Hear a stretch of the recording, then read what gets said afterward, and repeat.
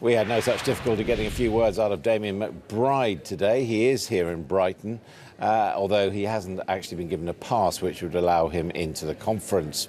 So I met up with him this morning and began by asking how much money he'd made from the book. I've done well out of writing this book, and you know, I make no great apologies for that. I mean, that's the amount that was paid for it. I've also given the royalties from actual sales of the book to charity, partly so that, you know, people buying it that might not want to put any money into my coffers, at least they know that's going to a good cause. But the serialisation, people are talking about six-figure sum. Yeah, I think, you know, I've seen that reported, and you know, it is around that level. So after the publishers have their share and the taxmen have their share, I'll do quite well out of it. These confessions of yours, I mean, you're a Roman Catholic, I believe. I mean, do you believe you did wrong? Yeah, I mean, did seriously wrong, and affected many people's lives in a hugely damaging way. And you know, lots of those people were politicians who know the kind of rough and tumble of politics. Some of them were, you know, quite bruisers themselves, but lots of them were totally innocent civil servants. And one of the things that's been particularly painful this week is reading some of the reactions from people who were, you know, ordinary civil servants or advisors to those ministers, you know, reacting with a bit of horror, frankly, about what they've read. I mean, you know, I've been in this world for a long time, as you have. I mean, what surprised me was you admit that so much of what you did was friendly fire. I mean, doing in people on your own side. Yeah, and part of that, I mean, you know, I could have said lots, and I do say lots in the book about the my operations against the Conservative Party, both legitimate ones and.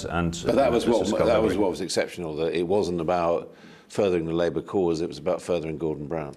Yeah, but I think in some ways that reflects the period that we went through, you know, of which I was only part, you know, in later years, from 1997, where because the Labour Party was so dominant in government, because the Conservative Party wasn't really getting a look in, then it almost became this sort of, you know, internal struggle was the only debate in politics. And that was a serious struggle at times, a serious debate about sort of policy direction of the Labour Party. But it was really about Gordon Brown wanting the top job, wasn't it? Well, it was about Gordon Brown, you know, over the years having control over vast areas of government, and ultimately about him succeeding Tony Blair. But I mean, anybody basically who was a threat to his ambitions, you went out and tried to squash. John Reid, Cherie Blair, Charles Clarke. I mean, yeah, lots of rivals. But as I'm saying, the difference is I felt that those people were not only rivals to Gordon Brown, not only threats to Gordon Brown's succession, but were actively engaged in trying to undermine him and, you know, trying to take him on. I mean, someone like Charles Clarke was a sort of, you know, very, very active critic of Gordon Brown, a very damaging critic. But to be clear, I mean, you know, as you go into the book, when you had to resign, it was about thinking about disseminating lies about prominent Conservatives, wasn't it? Unsubstantiated stories, but that was, yes, that was something. Lies.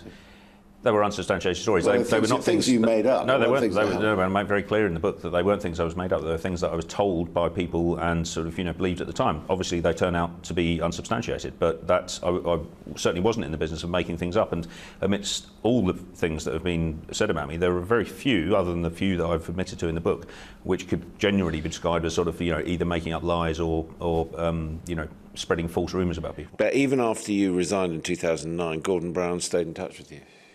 Not really. No. I mean, we didn't have any verbal contact at all from the moment I resigned until after he left office. The only thing I had in that whole time was a voicemail from him asking if my mum and my girlfriend were okay. Let's be clear about this. You felt licensed by him to do what you did? No, I didn't feel licensed by him. I felt that I had a freedom to operate in the way that I did. And that was entirely because of what intelligence I was able to bring back to him and the sort of contacts that I was able to bring back to him from parts of the media that other Labour politicians couldn't reach. But, you know, I've had conversations with Gordon Brown. He was paranoid about people briefing against him, as he used to put it, which suggests to me that he knew that he was quite capable of briefing against others. I think it was more that when Gordon Brown would see stories like that, he would always have a very clear idea in his own mind who had been responsible for them. And so over the years, you know, I would hear him say, sort of, that must be Mandelson, or that must be Tessa, or that must be... So Gordon Brown never said to you, such and such a Labour politician is a threat to me, let's see what we can do about it? No, never. Never, absolutely not? Never. And he didn't know what you were doing? No. So the only times that you'd ever have any kind of discussion like that was when there was an active coup in motion. So when there were discussions, for instance, around David Miliband in August 2008, when he wrote his article, which was sort of seen as firing the gun of a potential leadership threat. What are these emails that you think may be around that Ed Miliband would be well advised to destroy? I don't know. I mean, I was just reporting what was said to me at the time, that when I sat down with Derek Draper and, and he said that there might be this problem with these red rag emails, he also said, I asked him, who else could have a problem, and he said Peter Mandelson, James Pennell, Ed Miliband. Now, when the Peter Mandelson emails to Derek Draper came out, they were just, they were reasonably innocuous. They were just about Gordon having an image problem, that kind of thing. So they weren't sort of anything of the scale that I was up to. So I would imagine that what he meant from James Pennell and Ed Miliband was just, personal contact of stuff that, might be a little embarrassing because it's giving you personal views. Well, they were spreading rumours, in other words. No. I don't think it would have been anything like that, and that's not, Ed Miliband is not that sort of person. It's not the way he operates. So Ed Miliband didn't know what you're doing either? No, not so well. The point at which Ed Miliband concluded that, that I was a bad thing and I needed to be got rid of was when he assumed wrongly that I was briefing against him after the election, never was in 2007. And that's when he sort of turned on me and as time went on, became one of those people that were saying to Gordon Brown, you have to remove him from this press briefing. Where does this leave you now?